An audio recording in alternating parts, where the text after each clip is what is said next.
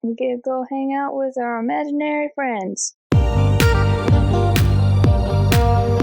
Hey, thank you for joining the Escape With Me Book Club. Escape with me, Sam Reiner. And me, James Reiner. Into our most recent read. Come with us as we evade reality and go into detail about a new book. We'll be covering the book from beginning to end, so there will be spoilers. Today we're going to a city we can't tell you the name of, but is probably California, United States. Yes. Published October 1st, 1996. We are still in that year. The Message was followed by The Predator, published December 1st, 1996, and The Capture, published February 1st, 1997. Imagining writing that many books that fast and editing them. I know. Well, I was about to say, as a kid, I always thought it was one author, but as an adult, I've learned it was... Ghost writers. Yeah, they had ghostwriters, and it was a joint, Applegate and her husband, so it wasn't one person working on it. It actually had a couple people working on it, so that makes more sense. Yeah, still crazy. Yeah. But everyone needs a reason to fight, but as Cassie and Marco find their reason, Jake gets captured and turned into a controller for the Yerks. Throw in another Andalite and you're ready for more alien and morphing adventures. Can they keep their identity secret and save the ones they love? Or will hard choices have to be made?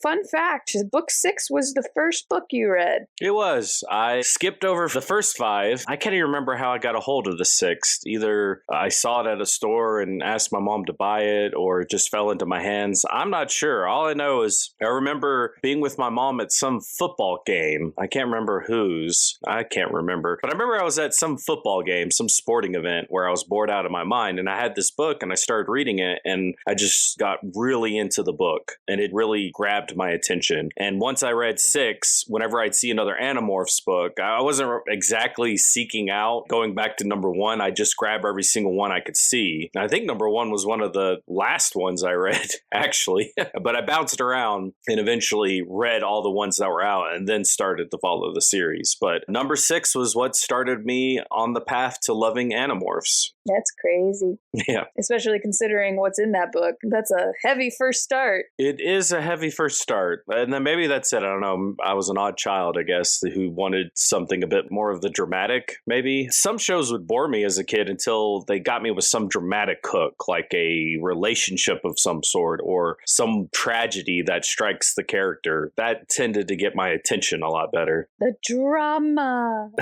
I was always attracted to the drama. I like good drama in my books. But only in your books. Still no history with this book series. I don't know when the books happened. I can't even remember a specific animal that they morphed into because they morphed into different ones on each of the covers. I just remember seeing them probably at my elementary school library. Yeah, wow. 54 books in 5 years. Yeah, something like that. I got it pulled up right here. Let me look at it. Last one was published in... May 2001. Yep, May 2001. And we are still stalled on that movie. Yeah, there was talk of it after the Goosebumps movie did so well. But I feel bad. Every little side project they tried to do with Animorph, like they tried to republish the books, come out with different art, release it to a new generation of readers. I think they only got to, maybe the double digits, possibly a book or two in the double digits, maybe not even that, and it just petered off. Same with the graphic novel. The graphic novel looked like it has published 6, published The Capture, but it doesn't look like they're going to continue on with The Visitor because it just doesn't catch on, which makes me sad. I know there's a fan base out there, a bunch of millennials like myself who grew up on them, but it's just not enough to really get it going like Goosebumps, I guess. Yeah. And what's really kills it for me is apparently K.A. Applegate and someone named Michael Grant, who were the original creators of the movie, left the project due to creative differences. So if it does come out, I don't know if I would be particularly interested in it. Yeah, I'm used to disappointment, though. I mean, I watched the Animorphs TV series. I think I said that on the last one, how it was my first introduction to the disappointment of watching someone trying to adapt something you read into a movie format. And how that's not how it was in the book, and why did they make that change? No. Yeah. Yeah, but I thought they looked weird, and they do look weird. I stand by that. The cover choice baffles me. I mean, it's good for catching a kid's attention. It's also representative of the book. I don't know how many times, multiple times, they mention how disgusting it is to watch someone morph. So it doesn't look pretty, the transition between the kid and the animal. But at least they didn't do what they did with the first book and use computer CGI graphics, because that was disturbing. And not even the transformation, the in-between transformation. The lizard at the end looked rough. Everything about it looked rough. Versus the second book, which looks way more artistic. Yeah, that one was much better. For example, The Message, book 4 with Cassie on the cover. The dolphin looks real, but kind of slightly illustrated, kind of. Yeah, the dolphins look like those dolphins you'd see on a folder or Trapper Keeper in school. And then book 5, The Predator, is a gorilla, but that was actually the American release of the book. A little known fact, book 5 internationally, like in the UK, had a lobster on it, which is very off-putting, but more in line with the book, I guess, because the gorilla morph is just a brief moment in the book at the beginning, but a lot cooler because it is Marco's battle morph. But before we get too far into it, I really wanted to look at K.A. Applegate, who she was. I've gotten very interested in her, but she had written several children's series and even won a Newbery Medal in 2012 for one of her other books that was turned into a movie, so that's very fun. But I don't know if this will mean anything to you, but she started out as a Sweet Valley Twins ghostwriter. I mean, I never read them. I knew they existed. So there's a drama series called Sweet Valley High, and it's about two twins in high school and all the drama. There's the good twin and the evil twin and all the drama that happens. Well, that was so popular, they decided to turn it into a mid-lit series, and so they took the twins and made them younger and made the storylines more appropriate for a younger audience. And so that is the spin-off series that this author started as. She started as a ghost writer and then got a series of ghostwriters. But I looked at her profile and she mentioned during this time, because, you know, being a ghostwriter doesn't pay all the bills, she was both running a cleaning company and she was also waitressing, which she wanted to point out very much in her bio that she is a bad waitress. Oh, well, there we go. But graduate of University of Texas at Austin and has lived all over, but definitely California. A lot of California. So that is one of the reasons we could probably hint at. Well, I'm pretty sure at the end of the series, they say it's somewhere in California. I don't think they still tell the where, but I'm pretty sure they say California by that point. So, yeah, just a fun fact about her. She seems like a pretty cool person, honestly, when I was reading her stuff, and her bio was really personable and stuff. So, cool person. I didn't really get much on her husband, but I guess she's the face of it, so that works out. Yeah. Age level for this, all three of them are mid-lit. And the content warning includes content warnings for all three of the books. So all three of these may or may not contain animal cruelty and death, murder, blood, graphic violence, gore, kidnapping. Yeah, that sounds about right. So let's talk about the covers a little bit more. Judge a book by its cover for these. I really don't know what to say about them because they are animals. And as you pointed out, they could be animals that they were in for a really short amount of time or a really long amount of time. Yeah, it could be a very brief animal, or it could be an animal that's vital to the plot. For example, book 4, The Message, Cassie morphing into a dolphin. And that's a huge part of the plot. Huge part of the plot of going to the ocean floor and trying to locate who's sending this message and discovering them and getting them out. And we point out Marco, who I love that the model they got for him, the boy they got, was hamming it up. His face. Oh my goodness. The complete ham. I don't even know how they coached that expression. So good. And then Jake. That one's probably the weakest cover, with him kind of having a weird hunch posture and then morphing into a fly. Has his arm out to the side. Yeah, it's a very weird posture. It's hilarious. It is the funniest pose I think we have seen so far. Yeah, that is definitely one of the weaker covers. Even though it's one of my favorite books from the series, it's one of the weaker covers. He's turning into a fly, which is very important for the plot. Yeah, which I feel they might have had an alternative cover for that one as well. Because the fly is such a... I mean, it's sort of vital. Don't they use the fly to get into the hospital? And one do a lot of the... No, that was cockroach, wasn't it? That was, I think some alternative covers had him as a cockroach. Ugh, I would never pick that up. Yeah, I know. Possibly, or maybe it was spitballed for that, because they used the fly to get in the hospital, but they used a cockroach to get into a secret meeting of controllers to listen in on their plans. So anyways, that's the two big main bugs in the book. So I guess housefly is the better of the two. Yeah, the relaunch made the covers even uglier.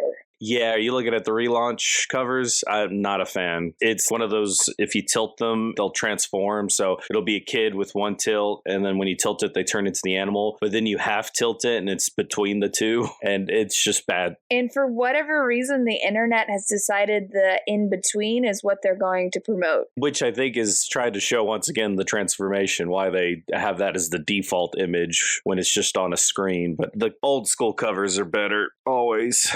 Yeah, at least you got some idea that they're human. You could tell the relaunch was cheaply pushed out there. It's like, hey, we have rights to publish these. Let's just put out a cheap new edition of it. I have no desire to get them. Yeah, well, the redos also have him turning into a fly. Yes. So I don't see anything other than that. Oh, there was a Game Boy Color Animorphs game. Yes, they had a game. They even had an online game. I remember going on my old 90s computer to go play the game. You were basically Marcos wandering around as a gorilla in the Yerk pool underground trying to find keys. It was really low graphics. It was great. And they had Animorph toys that you could transform the Animorphs from animals to their human form, kind of like Transformers. I got two of those. I got one of Axe transforming into a scorpion, I believe, and I had one of Viscer 3 turning into some beast thing. I got those for Christmas one year, I believe. If only I still had them. So many toys as a child I wish I still had today. Lego sets, old toy models I got. Ugh,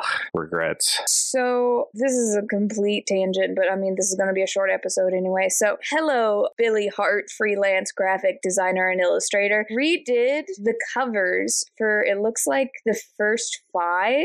And if these were the covers, I would absolutely have bought these books. This person's got it. This is a random dude on LinkedIn saying, hey, I loved this series. I'm a freelance graphic designer and illustrator. This is what I would do with the covers if I redesigned them. Okay. And they're very good. Oh, yeah. That's way more artistic. You have the kids, but you have the animals, and the coloring's really cool and eye-catching for all of them. Yeah. And you have the Yerks in the upper corner. I all of it. I always thought it'd be nice if they released the Animorph series in a more nice, not so much leather bound, but a really nice hardback edition with art like that, basically. I would totally buy that. I know. So shout out to Billy Hart on LinkedIn. But I guess there's not a big enough audience because there's just not people interested, it seems. There's not many people I run into who are like, I'm a huge fan of Animorphs. Either they are my age and they say, oh yeah, I remember reading those as a kid, they were okay, or there's a small niche of us that are like, oh yeah, they were like amazing, they made up so much of my childhood. I think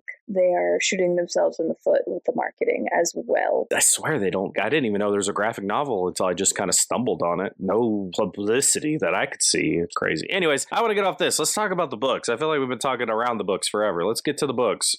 Yeah, so Cassie is the narrator. For book 4, yes. It becomes really obvious that the first 5 books is each time the narrator is getting their why they fight. I think we talked about that a little bit last time. Yeah, we did. So this is Cassie's, and her whole thing is she doesn't want to be a leader. She doesn't want to lead. She doesn't want to make decisions, because if she makes the wrong decision and someone gets hurt, she's never going to forgive herself. Yes. Which is a bummer, because she is a very, very strong team member, and sometimes it would be better if she would weigh in and make decisions and help out, because she's the animal expert. She's the best at morphing, and she's definitely more of the peacekeeper of the group, kind of the mom, kind of everyone get along, let's be peaceful. They have plenty of instigators. They need someone to be like, breathe, guys. They do. We have Rachel, who is the let's go get it done, let's crack some heads, and then the opposite of that is Marco, who's, well, let's put the brakes on a little bit. Let's think this through. Let's not risk as much. Let's be careful. We have Jake, who's the let's do this, the leader, okay, it's a go. You got Tobias, who's made the biggest sacrifice, but he's all on board too. He's also kind of a let's go do the crazy thing. Yeah, but not Rachel level, of course, but a definite, I'm a part of this. This is something I can be a part of. And then you got Cassie, and she's sort of the mediator between everyone to try to keep everyone peaceful and cohesive. But she doesn't want that response. We learn you don't really get that hint in the first 3 books, but now we see her perspective and we see the anxiety she's experiencing. She's a little, I don't know, introverted, I guess. The other characters would look at her and say, oh, she usually has manure on her overalls and she doesn't really care. That's just her style. But then we see her perspective. She's well aware that she's a social outcast because she would rather be mucking stalls than going to the mall to shop for clothes. She is definitely an animal person. Yes, but she's socially aware of it, though, that she knows that she's the oddball because of that. Yeah, and she kind of likes her place as the mom, as the one bringing them together. It's when they're like, hey, Cassie, what do you think we should do? And there comes a situation where she's able to hear something strange, her and Tobias. Yes, so there's an instigating event of the book is both Cassie and Tobias are hearing some kind of message from the ocean, and they hear it in their dreams, and they even start to have blackout moments while they're awake in front of their friends where they'll pass out for a moment and hear this message. And they realize they need to start searching because I believe, was it Jake or Marcos? I can't remember, but someone sees on the news that some Andalite spacecraft junk washed up on the ocean, and they know Jake found it. Jake. And they know that there's something out there, and the controllers seem really interested. The Yeerks are starting to make efforts to go out and search the ocean, so they know they need to search the ocean too, because clearly something important's out there. And it's this piece of metal, and it has Andalite writing on it. Writing, which Jake recognizes because he went into the ship briefly and remembers seeing the writing when he was grabbing the blue cube. So it's not great. And even Marco's on board with this, which up to this point he's been like, I hate this. Let's walk away and pretend this never happened. Which continues into the 5th book, which we'll get to. But yeah, he's like, we should probably do this. This is the thing we should probably do. So big deal. But because Cassie's hearing this, Tobias is still stuck as a falcon. Red-tailed hawk. He's stuck as a red-tailed hawk, so he's not much help going into the ocean. So because of that, it's kind of to Cassie where they're like, hey, you're the one hearing this thing. You should be in charge of this mission. And she's like, or Jake could be the leader. That sounds great too. Yes, so she does not like that responsibility of having everyone's lives in the balance based on her decision. Yeah, she is very against that. Also, apparently Visser 3 is having those visions too. Yes. Because Visser 3 is a yurt that took over an Andalite, and so of course the Andalite distress signals he's going to pick up. Well, what you find out later, might as well just go straight to the climax of the book. It's an Andalite who survived the battle above Earth that Elfangor had escaped from, wounded. Their mothership, their main ship that was there, has a dome on it with basically a planetarium in it, or not a planetarium, what do you call those ecosystem globe things? Terrarium. Gosh dang, I couldn't think of that word. It's like a terrarium where you have a self-contained ecosystem in this dome-like structure. Anyways, when the Yeerks attacked the Andalites, they disconnected the dome, the terrarium dome at the top of their ship, and it fell to Earth and crashed in the ocean. And Elfangor's brother, Aximilian, but Axe for short, they eventually call him, he's stuck in this dome. So he is sending a thought speech message to anyone out there, sort of a distress signal. And the reason that Visser 3, Tobias, and Cassie are hearing it is because Tobias being stuck in Morph, Visser 3 being an Andalite technically, and Cassie, who's always been very connected with morphing, are all sensitive to this message. So they're hearing it over everyone else. So that's what they discovered. They decided to morph into dolphins. They get the dolphin morphs from the park they always go to. That's half park, half zoo. They use the dolphins to dive into the ocean. They rescue Axe from the dome. They have to escape Visser 3. Which, by the way, can we talk about how the dolphins are named after Friends character? Yes. So, this is where Cassie loses me a little bit. Okay. They go to the park, right, to get the dolphin DNA so that they can go into the ocean and save the dude, right? Yeah. And from what we understand, and acquiring DNA. You put your hand on the animal, and the animal kind of goes into a trance. Cassie has an issue because she's wondering if they're no better than the Yeerks because they're stealing these sentient creatures' DNA. Before, it hadn't bothered as much because they weren't really intelligent animals. It was like a cockroach or a horse. And yeah, they're somewhat intelligent, but they're not as sentient, as close to humans. But when they mentioned dolphins, she's like, dolphins are very intelligent. They're as intelligent almost as humans. I don't feel comfortable doing this anymore because I feel like I'm stealing something from them. It's so different, Cassie. I know. The Yeerks go into the dolphin's body and control them. You're taking some of their DNA and then becoming a different creature. That dolphin's still fine. Yeah, it was a little melodramatic. I think it was just an attempt to add a little bit more to Cassie's set. Because like you said, I do agree the first 5 books are all about them realizing what's at stake for them in this war. And all of them have their hesitations in each book. And Cassie's, I guess, that's just to add another layer. But I really like, though, what kicks Cassie into motivation, which we discussed a little bit already about how Axe reveals to her, because I think Axe is talking about the Andalite they rescue, how diverse the ecosystem on this planet is. And it's somehow brought up that the Yeerks, once they take control, would just kill everything on the planet. They wouldn't keep anything unless it was important to their host, but everything else they're just going to wipe out, and they're going to make the planet look as close to their homeworld as possible, which is dead and desert and desolate, and that's it. So Cassie has a realization that they're not just fighting for humans, they're fighting for every animal on this planet, every ecosystem, everything, and that if they let the Yeerks win, Earth, the whole thing would just die, and that gives her renewed motivation to really buckle down and fight this war. Yeah, and with the whole Cassie being scared to leave, she has a heart-to-heart with Marco that I think helps her a lot, where he tells her that he's accepted dangerous things could happen on these missions, and his whole thing is his mother died. At sea. We'll get to it. Yeah. And so he's the only thing his dad has, and so he's like, I've accepted that something dangerous could happen on this mission, and it could be really bad, but you have to accept that and move forward with that. You can't just have that as a stumbling block forever. So yeah, they have Axe now. Yeah, they have a young Andalite warrior. I'm glad the Andalites breathe the same type of oxygen we do. Yeah, they do. They don't eat the same way we do, though. No, they don't. But they just go into the alien ship and the oxygen happens, and just my sci-fi brain being like, their atmosphere could be so different than ours. But it's fine. There's little plot holes and nitpicks I can make. Like, but this is a children's book.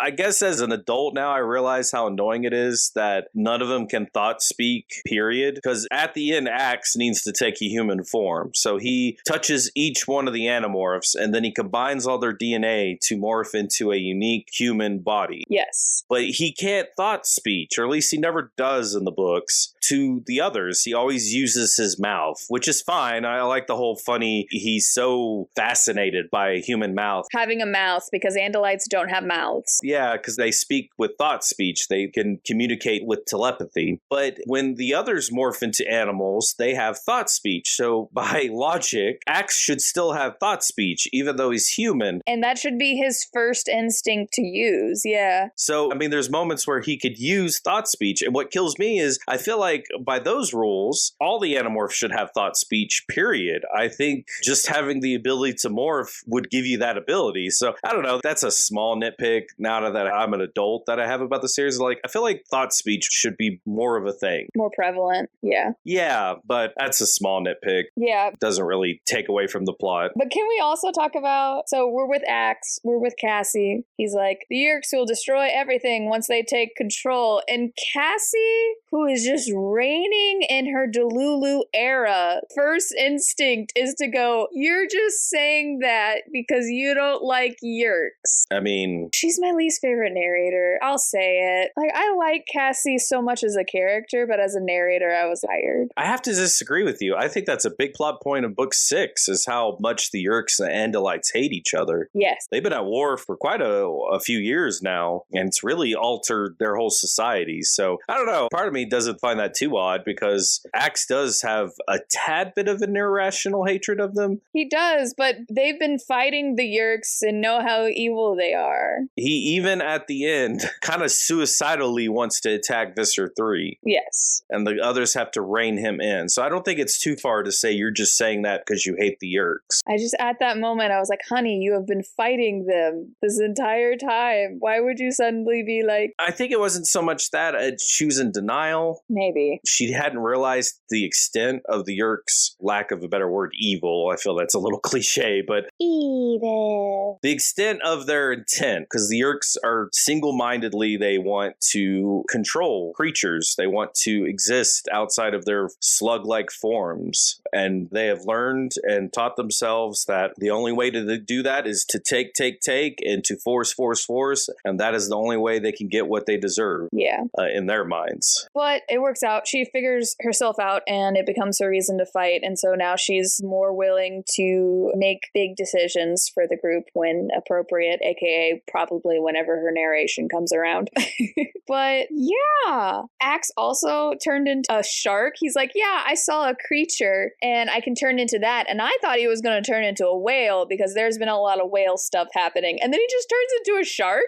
Yes. But he doesn't seem to have... Okay, so either Andalites are just significantly better at controlling base instincts, because this is the first time he's ever becoming a shark, and from what we understand from the Animorphs is the first time you do it is the most difficult to control the instincts. When you're the most vulnerable, yeah. I was just surprised he didn't seem to have an instinct to kill the Animorphs as the dolphins, considering he just turned into their mortal enemy, sea creature-wide. So I just wonder, maybe you know this, if he just has, because he's an Andalite, an easier time with instincts. Possibly. I mean, he's had longer training with it. He's had morphing a lot longer than they have. He also calls Jake Prince Jake. Yes, that's a hilarious thing that never goes away. Jake hates it. Yeah, it's just because the Andalites have that structure. They're a bit of a aristocracy. They have royalty, and that's the structure. And if you're a leader, you must be a prince. You must be a prince, exactly. So, yes, Jake hates it, but Axe revels in it because he needs that direction in his life. I think they later admit, like, Axe knows Jake is just some kid, but I think it gives Axe comfort to be able to call someone a prince. It is familiar. Yeah, we won't get Axe's story until book 8. He's also a kid, by the way. Yeah, he's a young Andalite, has never seen battle. They ask him that. They don't realize at first he's a child, but he has to reluctantly admit that, yeah, I've never seen battle. I'm a young Andalite. I'm a kid, so... Yeah, they kept me on the ship and I just happened to get down here. But then we get to the worst part of the book that I personally hate on a deep level. The Taxons can swim really well. Yes, the nasty, ugly worm creatures, they can swim. I do love that scene where he's like, what forms, what controllers do the Yeerks have here on this planet? Like, oh, Hork-Bashers and so on. And like, oh yeah, they can't swim. And all of a sudden you hear sploosh, sploosh, sploosh. He's like, oh yeah, and the Taxons. He's like, oh no, those can swim. Hate. Which then we have a big epic battle between dolphins and Taxons and a shark. And then Visser 3 comes in and whales. 5 whales respond to Cassie's SOS and fight off Visser 3. Yeah, because whales are intelligent like dolphins. And there's a moment where the others, when they're testing out their dolphin forms, rescue a whale from a shark attack. Marco gets wounded in the process, and they're worried, like, oh no, Marcos can't swim. They hadn't learned at this point that if you morph out of a morph when you're hurt or injured, that you're totally fine when you go into human form. They don't really know this. That druid HP, though. Exactly. Very much druid rules. But they don't know that at this point, so they think if Marco morphs into human form, is he not going to have any feet? Is his legs going to be bit off? Because his tail was bit off. They also had an issue earlier where they were on a ship and getting out there, and they're like, well, Marco can't swim, so he can't jump off the boat and transform, so he's going to have to transform in the boat, and we're going to have to flip him over a half dolphin. Yeah, so all those issues. But yeah, Marco's morphs back into human. He's fine, but he can't swim. And that's when the whale they rescued lifts him up and creates a little island for him. And they create this bond. Cassie and the others realize they have this sort of non-verbal communication with the whale. Because dolphins. Yes, where the dolphins, there's something innate in them that see the whales as the old ones, and the whales look at the dolphins as like little children. So when they're in trouble, when Visser 3 is chasing them down in this form that doesn't tire, it's this water creature from some moon planet where it just can ceaselessly swim, and they're running out of energy, and they think, well, we're about to turn and fight this thing. We're going to go down fighting. That's when whales come in, because Cassie sends out a message, a nonverbal message to the old ones. Enemy, please help us. We need saving. The whales come in and they attack Visser 3 and make them flee. So that's a cool little moment. But yeah, so Axe is going to live on the farm now. Yes, or at least near it. Because they have no idea what to do with him. Well, they kind of have an idea when they get to book 5. Yes. That's the plot of book 5, basically. So Marco is the narrator for this, and he might be my favorite narrator. That's the funny thing, is Cassie's one of my favorite characters, but I didn't like her as a narrator, and I had my issues with Marco, as we had in the last episode. But him as a narrator, I think he's really good. Yes, he is the clown of the group, the comic relief. Trying to make it not so serious. Exactly, kind of lighten the mood. So he likes to crack jokes and tease, and he does that in his narration, so it makes it very, I don't know. And I think the author does a really good job of showing him as, I'm not doing this because I think everything is funny. Everything's so heavy, man. We need to cope with some sort. And so it's like a coping mechanism. Yeah, it's to relieve the tension, yeah. And so he's actually very, very serious. Yeah, he's a very deep contemplate, because he's basically, we learn more of his home life, which his dad did not take his mom's death well at all. And he just shut down as a person. Major depression. And stopped going to work and stopped doing anything. And Marcos basically, in this now broken home, had to mature very quickly. He's basically an adult trying to figure out how to afford groceries and how to keep functioning in this family. Yeah, so he gets parentified. And this book is when it comes to a head, where Marcos has pretty much decided, he even tells Jake at one point, after a few close calls, that I'm not doing this anymore. This is the last mission and I'm done. We've all heard that one.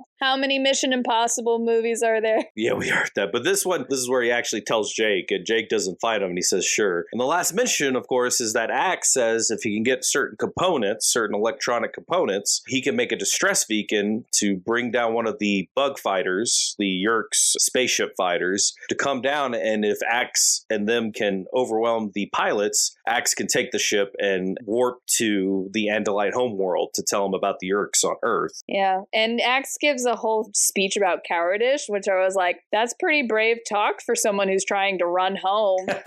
Also, who's never really seen battle yet. Not entirely. So they go to Radio Shack. Yeah, they do. I mean, going to the mall already dates them, but they go to the mall to go to a Radio Shack to get components, a store that does not exist anymore. He's like, oh, I need this thing and this thing and this thing, and it's all Andalite terms. And so they're like, maybe Radio Shack will have it. He'll just know what it is when he sees it. Which they do. Which is great. They go to the mall and immediately lose Axe. They do. He gets everything, but yeah, he causes a scene because he can't control. It's funny you mentioned, he's like, oh, he did so well in the shark. He had no issue. And then for some reason, every time he's in a human morph, he's completely stupid. He does stupid stuff like shove food constantly into his face. Because he wants to taste it, because he's never had taste before. And he has a weird, not even stimming, I don't know what to call it, but he has never talked before. And so he gets really into saying words and he'll just repeat it. He'll play with the words. He's just fascinated about speaking, the vibration on his mouth, the words coming out. Yeah, and he'll say something like speaking and he'll go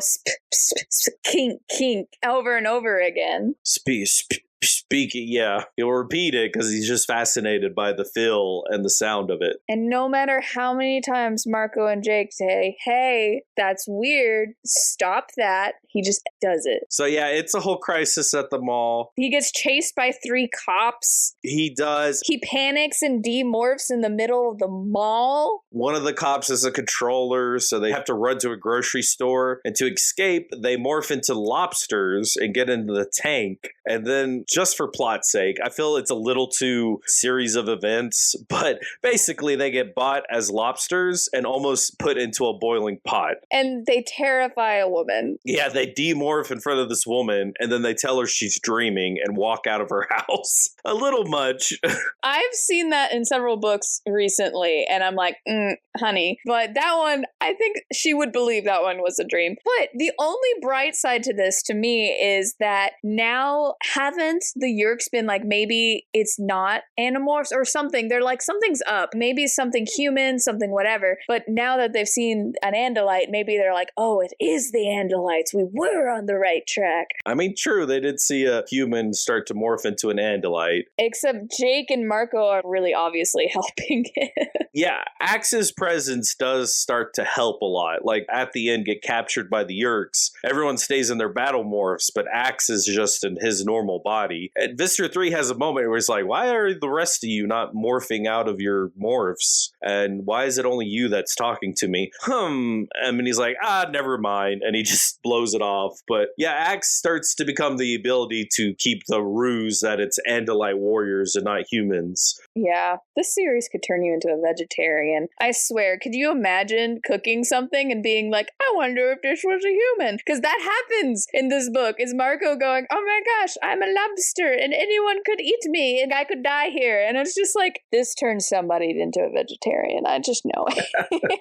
But yeah, so that kind of breaks Marcos. He decides, because he has nightmares about it. Well, not that one. I'm sorry. That starts it, but then they morph into ants. And that breaks everyone. Oh, yeah. So they become ants. They need a Z-space transponder because late 90s sci-fi. They need the science MacGuffin, the thing to move the plot forward. And they decide the only one they can get is, to go back to book 2, Chapman has a little desk set up in his secret basement. And they're like, cool, that's definitely going to have it. So we need to get in there. Well, they can't do the cat morph again because they don't think it's going to work. And Rachel doesn't want to put her friend in danger anymore. Yeah, so Cassie suggests they become ants. And the brain is hard to control, but they manage to get into the house. They find the transponder, learn that Visser 1 is visiting. Well, slow down, because when they first morph into ants, it is rough for them. It is hard. Because the ant doesn't see itself as an individual. It sees itself as existing as part of a hive. So psychologically, it is so intense for them as individual thinking humans who are self-aware to morph into a creature that is none of that. And it is so psychologically traumatic for them to have experienced this feeling of nothingness, of being nothing without the hive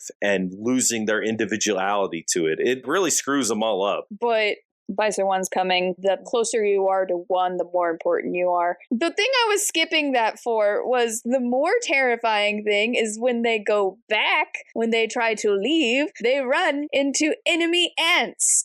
And I don't know if you've ever seen enemy ants fight each other. It is terrifying. Yes, the ants who actually own the anthill they're sneaking through to get to the basement all emerge at once out of the tunnels and attack them and begin to rip them apart. Limb by limb. By their legs and bodies, yes. So they have to demorph while being ripped apart by ants, and they basically pop out of the earth like zombies as they demorph to escape these ants. And yeah, that kind of seals the traumatic deal for them between losing their individuality to the mind of this ant and then almost being ripped to shreds. Marco's had it. He tells Jake he's done. He cannot do this anymore. He tells him this is the last mission and he is no longer going to be an Animorph. Yeah, and everyone's super stressed out. Like, Rachel starts a fight at school, gets Marco drawn into it, and Marco manages to get the tension dropped through humor. And Rachel turns to him and says, I wish I could always think things are funny. She's at him like, why are you trying to always make this a joke? And I just really appreciate that his narration shows that that's not what it is. Not because he thinks everything's funny. It's a coping mechanism and de-escalation and trying to bring the stress levels down. It's a conscious choice. It's not just, haha, I'm so funny, you know? Yeah. But yeah, Marco's like, this is my last mission. So they're going to send the beam at the gravel quarry where this all began. They beam, the fighter comes down, they overwhelm him. There is a single bug fighter that appears, and they really easily take down a Hork-Bridger that seems to be acting strangely. Overwhelm them, and Marcos, as the narrator in the back of his mind, is thinking, this is too easy, something's off about this, but he pushes it aside, and of course it's an ambush. They have laid a trap for the Animorphs. They are all there around the rim of the rock quarry with their guns. Turns out they used an old frequency. They've changed frequency. Yeah, I thought it was a stupid plan to begin with. Even as a child, when Axe mentioned it, I was like, this isn't a good idea. This feels like it's going to go wrong very bad, very quickly. This seems like this is going to get you killed. This whole thing, all of this has been a terrible plan. This whole book should just be the bad plan.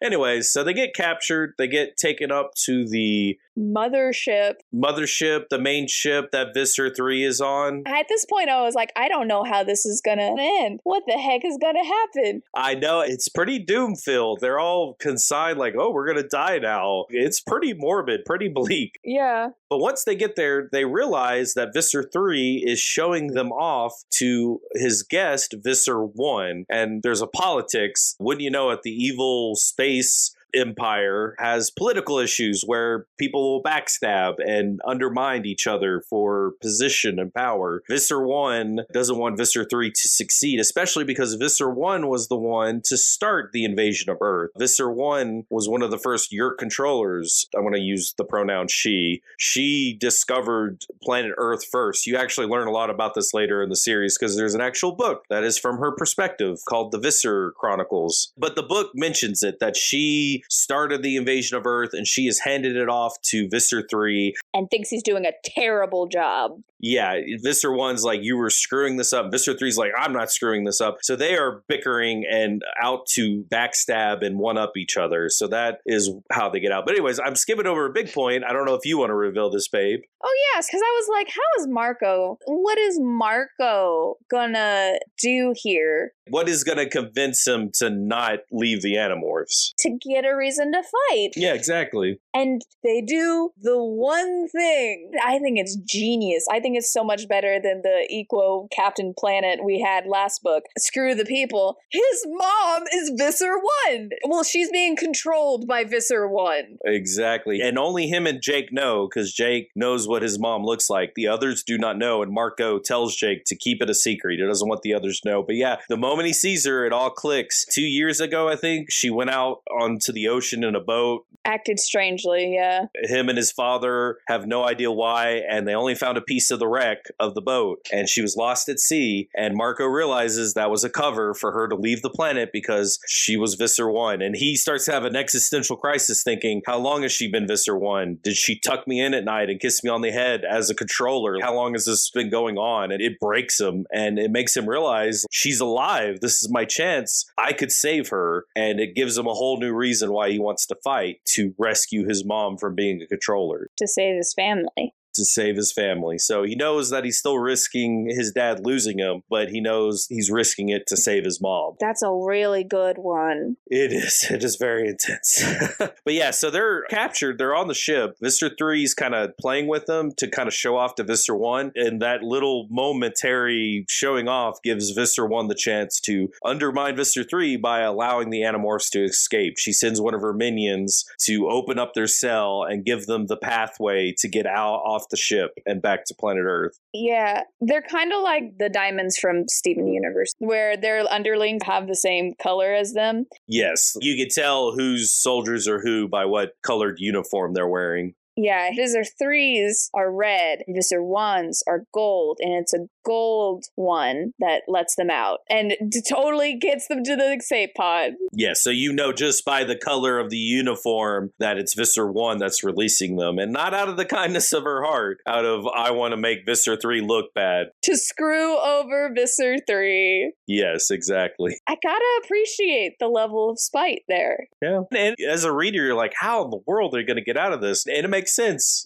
how? Because in the last one, you're like, they're gonna figure it out. Even if you don't know how, they're gonna figure it out. But you get to this far and you're like, how? This is bad. So they lucked out. They lucked out that the politics allowed them to escape. But yeah, at the end of the book, Marco and his dad go to his mom's grave. Empty, of course, because they never found a body. And now Marco knows why. And his dad is turning a corner too. He is. His dad says, I haven't been a very good father. I think I'm going to speak to my old boss to see if I can get my job back. And things look a little brighter for Marcos, which is good. He needed it. He needed it. And by the next book, they have a nicer house. They do. Things are improving. So now we can move on to more Tom drama. Tom's kind of been in some of the other books, but we're back to him being a main focus. Yeah, I mean, he was a big part of book 1. We haven't really visited him, but book 6, Jake starts to realize that Tom, that his brother's controller, the yerk in his head, is starting to move up, and he has some big plan that's going on, and Jake wants to figure out what it is. Because he still desperately is trying to free his brother. And Jake has the dilemma in the book. He wants to be an Animorph. He wants to undermine the Yerks and destroy what they're doing and undermine them in any way. But he realizes that if he goes too far, he could doom his brother, because dooming the Yerk in his head could possibly doom his brother to death or worse, because he knows how unhinged Visser 3 can be, that Visser 3 can kill people at a drop of a hat because he's a little unstable. So Jake worries, is he qualified? Is he stable enough to be the leader of the group if his decisions might be hampered by the fact that he will hold back because of his brother? So there's that kind of moral dilemma happening in Jake's mind as the narrator in this book. Yes. That is facts. So, yeah, he seems to be going up. He's got plans. He's all excited, like, evil, evil, evil. So Jake becomes a cockroach to get in on the meeting. And there is this whole thing about him trying out a cockroach and then going into the walls and then getting stuck on stucky paper and then demorphing behind the fridge. And his mom catching him. Yeah. Why do you have a roach motel stuck in your hair? Why are you behind the refrigerator? It's a silly start to the book. Yeah, it's funny. I mean, it's heart racing too, but yeah. Yes. The fact that Tom's controller doesn't figure out he's an Animorph, I swear to gosh. I know. There's a lot of moments in the first few books where you're like, I'm surprised no one's figured this out. These kids are reckless. They're bad. Well, they're kids. What do you expect? I mean, they're not trained secret agents. Rachel turned into an elephant and smashed cars on a live commercial in the third book. Yeah, I would have to say is one of the most brazen ones. And her friends were mad at her because she demorphed to save herself. But the elephant squashing is what I think about all the time. So yeah, Jake testing the cockroach was to see if it was a viable option to spy on a meeting that he knew his brother was going to. So all of them morph into cockroaches, go into this meeting, and they hear about their plan. They have infested the hospitals. Yes, they have a hospital, and they plan to put a yerk pool there. And anyone who checks in to the hospital for an injury could check out as a controller with a yerk in their head. Which, as a parent, I immediately was like, oh my gosh, how many parents had to deal with their child? No, don't take me to the hospital. Oh gosh. They are that age where it's like, how much do you know is real and how much is fantasy? They are fine because at the end they stop it and the yerks don't try to use a hospital as a yerk pool location anymore. But that was my immediate thought. I was like, oh gosh. So they learn about this plan and then they barely escape because everyone notices the cockroaches and starts to try to kill them. But they escape. I think, does Jake get hit by the roach spray? Yes. And he almost dies, but he's able to morph out and not die from the roach spray. Tobias has to swoop in and pick him up to rescue him from the controllers. Yeah. I will give Visser 3 this. By the way, he has a human morph now. But there's cockroaches around, and he's like, kill them! And one of the stooges is like, oh, they're just cockroaches or whatever. And like you said, he's unstable. And so he goes, okay, and immediately kills that person. And then to everyone else is like, kill them! Because he's so paranoid, but he's right. He's right. Well, he's one of the few yerks who can morph. And actually, not to get too ahead, but one of the much later books, morphing becomes more of an issue where more enemies get morph capabilities. And the Animorphs start to get paranoid. And they're like, this must be what Visser 3 felt like, because anything could be the enemy at any moment, any bug, any little animal. So not to spoil too much, but they do encounter something that morphs. Yeah, so they manage to get out, though. Tobias saves Jake because Jake's about to die, and then Tobias swoops in and takes him. So the governor has a scheduled medical procedure on Tuesday. They do, and they realize that's a big opportunity for the Yeerks to make some real ground by infecting a person of real power on Earth. Yes. A governor who might run for president even. So just to turn up the stakes a little bit there of how important this is to stop. Cue the mall trip where Rachel shows off girl math. Yes. She has a moment where she's like, oh, if you buy it on sale, you're basically saving money or something like that. And it was just like... Yes. With Cassie and Jake is like, I don't think that's right. Nah, it totally works out. You don't understand sales. Because Jake, what was his mom's birthday or something? Yeah, and so she had to help him buy something for his mom. Which is an important moment because Rachel's such a warrior, cracks some heads, blood and guts. But the book wants to remind you every once in a while that she's also a girl, and her persona that most people know her on the surface is she's some valley girl, let's go shopping, which is not her real self, but it's a part of her that most people see and then assume she's just a ditzy blonde or something. She's just that. Yeah, when in reality she is a brutal warrior who will do anything to win. We love a girl who can be feminine and kick butt. Exactly. We're here for it. Yes, Xena Warrior Princess. Girl math and all. Girl math and all. But yeah, that was such a weird side tangent. They're like, oh no, the governor's in danger. Anyway, Jake thinks this necklace is pretty for his mom. Yes. I think it's good though. It shows you they're still kids. Yes. It's like in the new Spider-Man movies where he's like, but we've got a test on Tuesday or something. Yeah. So yeah, they decide cockroaches isn't viable, so they go with flies this time. That's the weird cover. Yes. So they morph into flies, they fly into the hospital. Jake demorphs because the way they find it is the fly smells the Yeerk pool. You remember the kind of decaying smell of the Yeerk pool. And it leads them to a jacuzzi tub that they use for physical therapy. And they realize they've transformed that into a miniature Yeerk pool. So Jake realizes they've disconnected the hot tub, and he realizes if he reconnects it and begins to turn it on and heat it up, he could kill all the Yeerks in that pool. Including the one that was controlling his brother. Exactly, because you find out that the Yeerk who got promoted to infest the governor during his surgery was the former Yeerk in Tom's head. That the Yeerk got promoted and was going to be put into the governor's head. But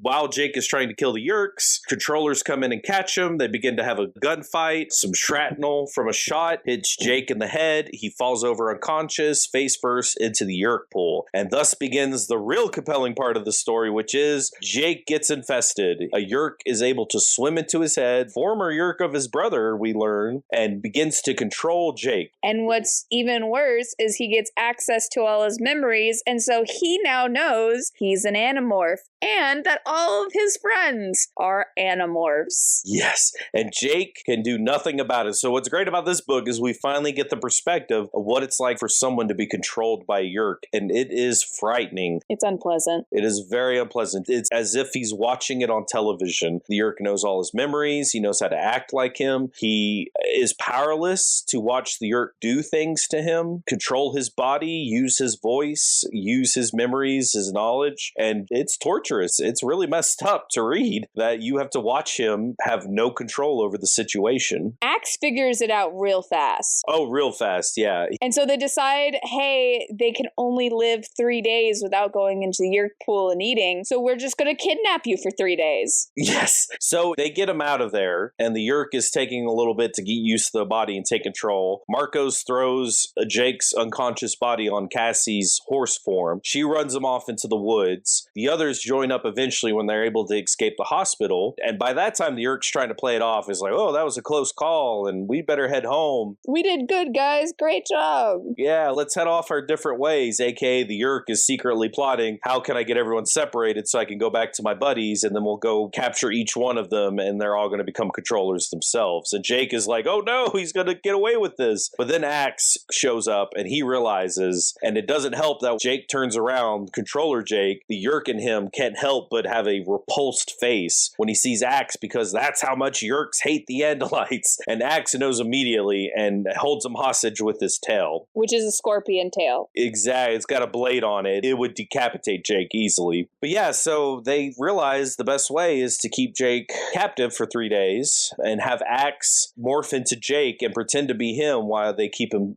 prisoner.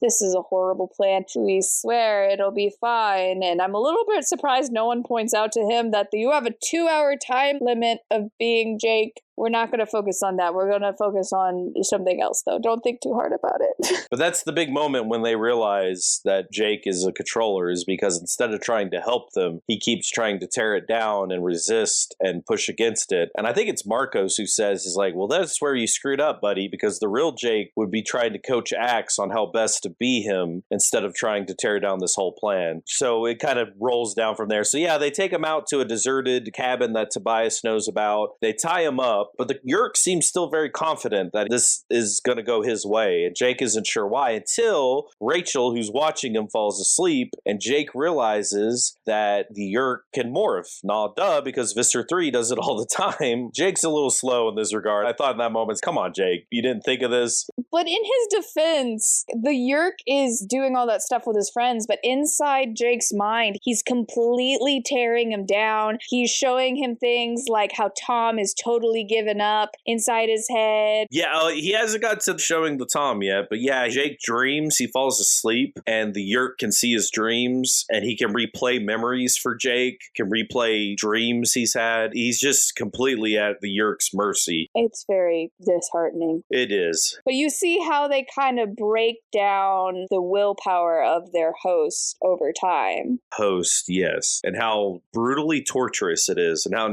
inhuman it is, and how messed up it is, especially for a children's book. Yay! Anyways. But yes, Jake, quote unquote, turns into a tiger and escapes. He does, yes, but Rachel was pretending to be asleep, and Jake, the controller, the Yeerk in his head, soon realizes that he is outnumbered, and all the others can morph, and he's in the middle of nowhere. And he tries to turn into an owl and fly away, but then Tobias has a hawk, and I'm so proud of them. I was so proud.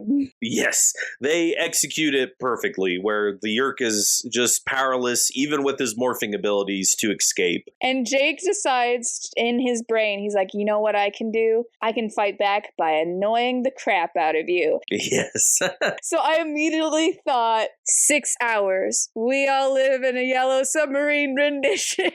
All of the earworm songs, all of those terrible songs that have gotten stuck in your head. That's not what he does. He ends up just trash talking them and stuff, but that was what I thought should happen. Yes. No faster way to get them off the planet. The Yeerk does retaliate, and that is one of the more brutal moments, is that the Yeerk has all memories from his past hosts, and one of the memories he brings up is a moment that happened between Tom and Jake earlier in the book, and Jake gets to see from Tom's perspective, where Tom earlier in the book had invited Jake to a meeting of the sharing that Jake knows is a meeting where they take unsuspecting people or people who are in a vulnerable state and get them infected by Yeerks. And Jake is able to see Tom's perspective of his brother under control of the Yeerk, pleading with the Yeerk not to take possession of his brother, and how just absolutely pathetic state that Tom is in, how broken he is, and how tortured he is by the Yeerk, and how powerless he is to watch the Yeerk control his body and try to trick people like his brother. So it's a very emotional scene that's very heart-wrenching. Yeah, and so Tom was his reason to fight already, but I feel like this experience just hardened that for him.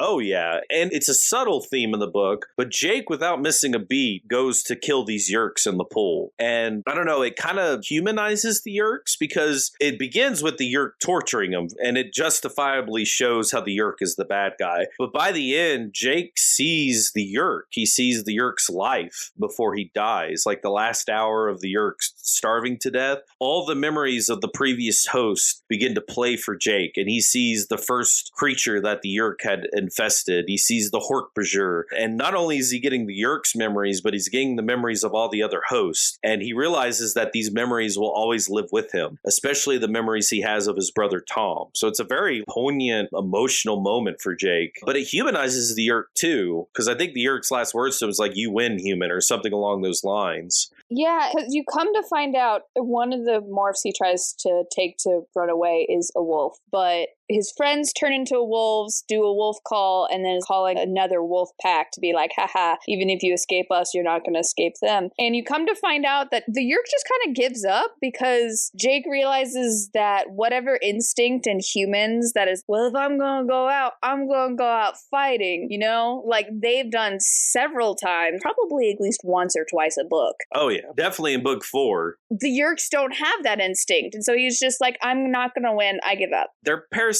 Yeah, they don't really have an aggressiveness about them. They're very, what benefits me? What's the safe choice? Things like that, for sure. And fake Jake almost gets torn apart as an ant, which I wondered if that was like a little cathartic for Jake to be like, he, this has thwarted you. Which the Yeerk also points out is like, I hate this planet. I can't wait until we can purge it of all its life. But Jake points out this is what made us strong. This is why we're going to win, is because this Earth has made us into the fighters we are, which is a pretty cool moment. And you can't handle it. Yeah. But I don't know. I feel like Jake, by the end, gets a viewpoint of deeper sympathy for those who are controlled by the Yeerks. Well, the Yeerk also really strongly hints that there's some secret beef between the Yeerks and the Andalites, and it's not just, oh, we're the good guys saving you guys from these terrible hosts. There's something there. Oh, yeah. I'm excited. If we read the next 3 books, it's book 8 where we get a little bit more detail into that. So I'm excited for that. Which the book, and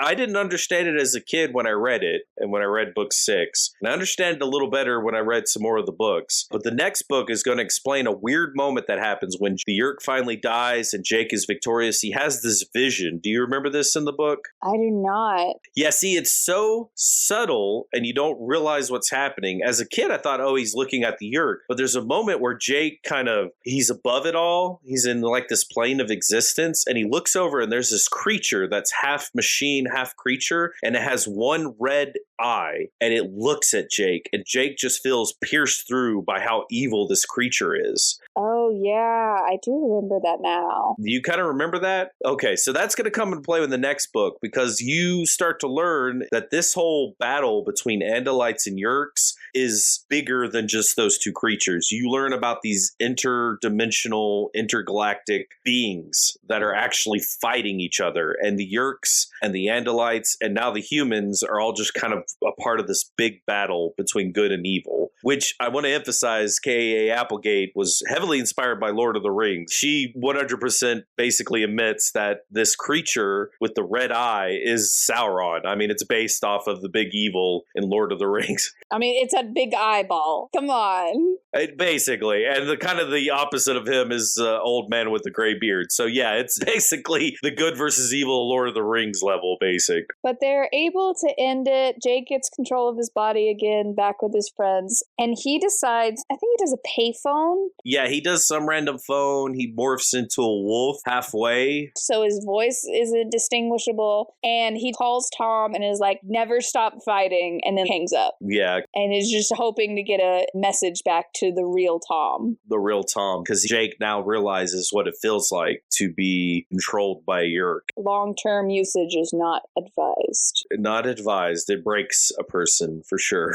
So yeah, this is one of the best books in the Animorphs series because of just that whole emotional ride of seeing what is at stake, seeing how evil it is that these Yeerks take control of people. It's intense. But yeah, general thoughts. I'm always impressed by authors of long series like this, 54 books, coming up with new plots each book. And yes, I know ghostwriters help that out a ton, but someone had to come up with the plot for each of these books. Yeah, I mean, if I'm not mistaken, gave the outline. Ghostwriters fleshed it out, but she was in charge of the outline? Yeah, she was orchestrating the big picture. Because there are some series like Nancy Drew where all of it is the ghostwriter. Yeah, the ghostwriters are filling it out, but she's giving the master strokes. It was definitely her story with how it played out. It's just so impressive that anyone could create 54 different books worth of plot. And I know there are only like 150 pages, but still, you have a series that long. Yes. How in the world do you keep doing it? I love the series. Still do. It's good. I may, as an adult now, nitpick my children's series for a couple plot holes and silly moments, but I still think overall It's such a solid sci-fi series. I'm having a good time. Cannot recommend it enough, and it just keeps getting better for me. I mean, I cannot emphasize, if we reach some of the books like the Hork-Bajir Chronicles or the Elemis Chronicles, those standalone stories really shine. But there's some intense stuff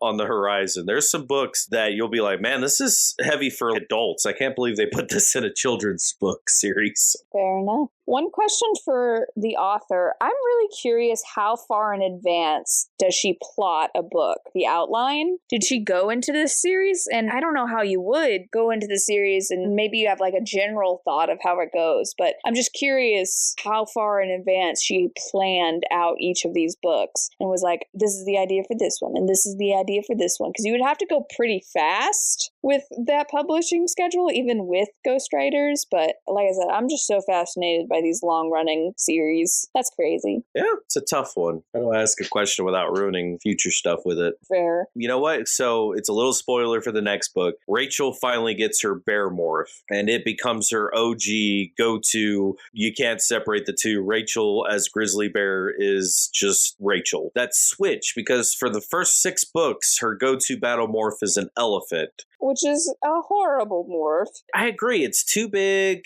It's too conspicuous. Exactly. But it's not just that. Elephants just aren't the battle morph you want. I mean, yeah, they're strong and they could snap a human in two like it was a twig, but they're not very aggressive creatures. I mean, elephant attack is bad, but they tend to have to be prodded into that, where a grizzly attack is, holy cow, just destruction and death. And I don't know. It's not to say an elephant isn't as destructive as a grizzly, if not more. An elephant morph is probably more destructive. Yeah, a territorial male can definitely be very, very dangerous, but... Oh, yeah. So my question to her is, did she not think of a bear for Rachel's morph? Was it just something she stumbled into as a good fit? Because I'm telling you, you never really see the elephant morph anymore. Rachel just does bear from then on, and it is perfect. It feels right. And it just some epic moments with Rachel as a grizzly bear. I'm very excited. Oh, yeah. So we'll definitely need to read the next 3, so it should be fun. Rating, I would give this Star Trek out of 10. I feel like these 3 books really focused on the alien life. In book 4, we get the Andalites. In book 5, we get the Vissers and the politics of that. And then in 6, we get a singular Yeerk experience. And so I just felt like Star Trek, where it's like every episode we're meeting a new species and learning about them and having moral quandaries about whatever. And so that's what it feels like. Star Trek to me. I think that's a good one. I'd give it a Mother Earth out of 10. I'm never good at these rating systems. Very common theme of protecting Earth as a whole in all 3 books. Captain Planet. But 10 out of 10 for sure. I know you don't do numbers, but love this series. Still do. Read again. Yeah, I'd be fine with these. I like these books. They're really short. I'd probably need to be in like a marathon mood to read them again. But who knows? I could also see myself potentially just picking up one and being like, I really like this one. So yeah, I'd probably read them again. You are reading them again, which is a shock. I am reading them. Yeah, that's kind of a pointless question. You never reread books. Oh, yeah. Not just for this. I remember back in 2010, 2011, I sat down for a few weeks and reread through the whole series again. And it was awesome. And still got emotional at the end at book 54. Well, I think that really says something. Yeah. Favorite of the series so far? I mean, I might as well say mine's 6, of course, but I have a lot of reasons. First one I read, just the story in it is really good. 6 for sure. I'm going to go with number 5. I kind of hinted at this earlier. That's my first 5-star of the series. I loved the narration. I loved the action scenes and the building suspense. And I loved the plot twists. All of them. There were a bajillion of them, and all of them were good. I never knew where it was going. It was very action-packed. It was the first time this felt like the project really went above just a random midlet series to me. That's the one where it like really all came together to me. I'm excited for book 10 when Marcos returns. I think you might find the plot interesting. It has something to do with dogs. That's always plus. And not just morphing into dogs. You learn some interesting things about dogs and the universe. We always love more dog lore. So that should be interesting. Though the cover art is a spider. It's one of the creepiest creepiest cover arts. Why? It's like the publishers were like, how do we make these the least marketable series that we possibly can? I mean, tarantulas, some kids kind of dig that, so maybe that's what they were shooting for. A human turning into one. It's the phobia. They didn't want this series to succeed. But have you read this book? Would you rather explore the ocean or explore space? Do you have any book recommendations for us? Tell us all about it in the comments below. If you liked the video, hit like, and if you're enjoying yourself, hit subscribe for more. Thank you for exploring The Message, The Predator, and The Capture with us. Join us next time when we'll be covering 13th Child by Patricia C. Reedy. I'm Sam Reiner. And I'm James Reiner. And we hope to see you and a friend here next time. Escape With Me Book Club is a Lunar Skulk production. Check us out on Facebook, Instagram, or TikTok to keep up to date with us. Lunar_SKULK.